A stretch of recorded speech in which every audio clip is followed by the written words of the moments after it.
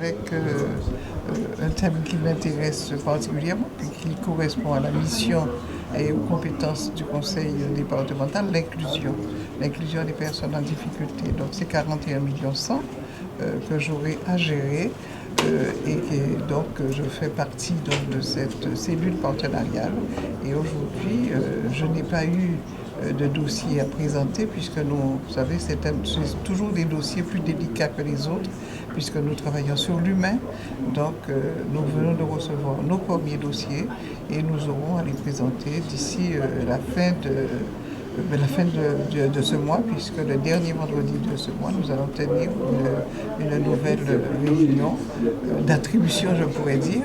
Mais je crois que ce qu'il faut noter surtout, c'est qu'au-delà des sommes dont nous parlons, par exemple 21 millions, 22 millions, 1 milliard d'euros, quand on aura utilisé la totalité de la subvention européenne, c'est surtout des emplois. C'est surtout des hommes, c'est surtout des entreprises que l'on accompagne et je crois qu'il faut, au-delà de tout ce que nous pouvons dire, des dossiers que nous traitons, rappelons, c'est surtout l'économie de la Guadeloupe qui est en jeu, le nombre d'emplois que nous aidons à multiplier, à sauver. Donc c'est vraiment des temps forts pour la vie guadeloupéenne, pour les Guadeloupéens. Et il faut obligatoirement que la Guadeloupe le sache, l'intègre pour comprendre l'importance de ces fonds européens. Bien sûr, par exemple, au niveau de la région, il y a toujours un accompagnement de la collectivité régionale. Il y aura aussi un accompagnement de la collectivité départementale, de l'État. Mais ces fonds européens nous permettent surtout de faire en sorte que la commande publique soit présente, puisque chaque fois, c'est la commande publique que nous accompagnons. Dans les dossiers que nous avons aujourd'hui accompagnés, c'est par exemple de la formation. Donc qui dit formation, dit derrière un centre de formation, dit des hommes et des femmes formateurs. Donc aujourd'hui c'est je dirais, une belle chose pour l'économie, mais une belle chose pour la Guadeloupe surtout. C'est une étape décisive parce que c'était attendu. C'était attendu depuis très longtemps. Premier comité régional unique de programmation des fonds européens. On attend depuis 2014-2015 pour pouvoir réunir ce premier cru pour distribuer l'argent européen, l'argent de la région, l'argent de l'État, l'argent du département. C'est quand même 1 milliard sur les 6 prochaines années, 2014, 2015 jusqu'à 2020. C'est quand même 1 milliard d'euros à dépenser. Là, on a examiné 38 dossiers pour 21,3 millions.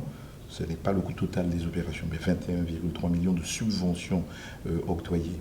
Alors, pour tenir compte de l'impatience, de l'attente forte des entrepreneurs, le préfet, sur la part gérée par l'État, le préfet avait pris l'initiative de faire des CRUP écrits, de consulter par écrit pour pouvoir agréer des dossiers, subventionner les dossiers. Là, formellement, on ne pouvait pas faire autrement. Donc, premier CRUP en présence du préfet de région, de la présidente du département, 38 dossiers examinés. On aura tous les vendredis, tous les derniers vendredis de chaque mois, le prochain c'est le 27 novembre, un CRUP pour examiner les dossiers et faire, si j'ose dire, marcher l'économie. Donc j'en suis très satisfait. Je ne suis pas le seul. Je peux vous dire, on était submergé de demandes, croyant que c'est la mauvaise volonté de l'État, du département, de la région à ne pas réunir.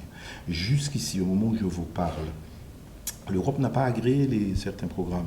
Ils ont agréé, par exemple, le FEADER pour tout ce qui concerne le rural, l'agriculture, l'agroalimentaire, uniquement le dossier de Mayotte, le programme de Mayotte. C'est vrai pour la métropole, c'est vrai pour toute l'Europe.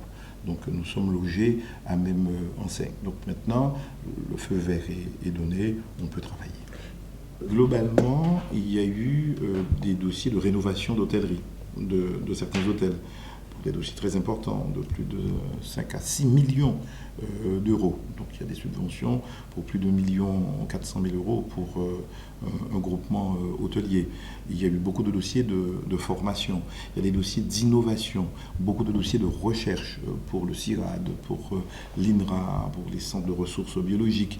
Bref, l'Europe fait de la recherche, de l'innovation un axe fort. Donc nous devons développer et donc soutenir cela. C'est la raison pour laquelle nous avons sur les synergies, le pôle de compétitivité, sur des incubateurs, tout à l'heure de start-up, on a des fonds pour aider notamment les jeunes à financer leur recherche. Et cela va très vite, surtout dans le domaine du numérique.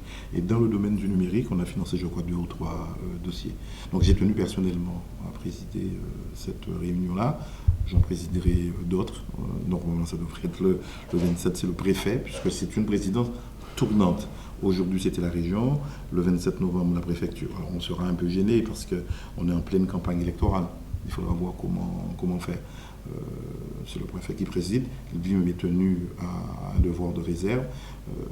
L'autre vendredi en décembre, fin décembre, ce sera Josette Borel-Lincertin. Donc la chose est bien balisée, bien organisée. L'argent est là.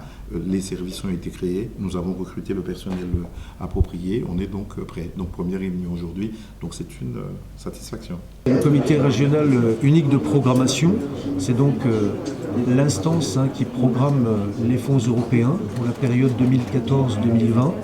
Et nous étions engagés à tenir cette réunion pour pouvoir prendre en compte les dossiers, je dirais, prêts. Et nous avons engagé plus de 21, programmé très exactement, plus de 21 millions d'euros, je dirais, cet après-midi. Voilà, je crois que c'est important puisqu'il s'agit effectivement de permettre aux porteurs de projets de boucler le plus vite possible leur plan de financement. Et nous savons combien les fonds européens sont importants pour le bouclage d'un plan de financement. Donc c'est vraiment une dynamique, je dirais, que l'on porte désormais de façon active pour gérer ces fonds européens sur la période 2014-2020. Le principe n'est pas simplement d'avoir la meilleure consommation qui soit. Bien sûr que nous avons la volonté d'utiliser tous les fonds européens qui ont été mis à notre disposition, mais l'important au cours de ces réunions, c'est d'analyser l'importance du projet pour l'aménagement et le développement du territoire de la Guadeloupe. Donc nous avons une appréciation qualitative forte sur les projets que peuvent et que doivent apporter ces projets pour l'aménagement et le développement de la Guadeloupe. En quoi contribue-t-il à servir notre économie, à soutenir la vie de nos concitoyens? C'est tout le travail qui est mené